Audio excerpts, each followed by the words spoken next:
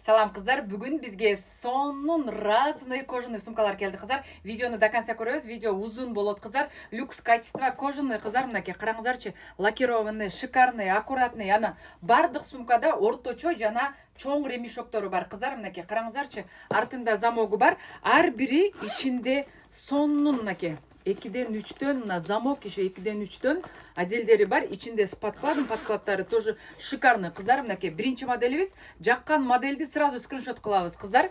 Так, азыр экинчи модель. Бул биздин мынакей караңыздарчы. На леопардка окшоп кетет, тоже лакированный, шикарный, замогу бар. Мында да 2-ден ремешок бар. Ичинде барында кыздар отделдери көп, 3-төн отдели бар.